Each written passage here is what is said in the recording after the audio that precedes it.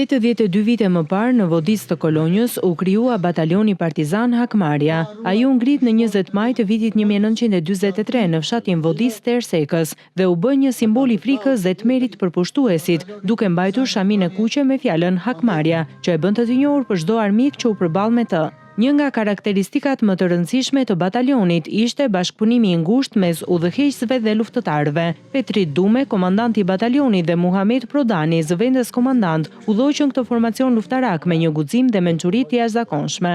Në përkujtim të krijimit të tij dhe në nder të 75 partizanëve të këtij batalioni që ranë heroikisht, tek memoriali sot janë vendosur kurora me lule. Ky është batalioni partizan Hakmarja, me veprimet luftarake sulmuese.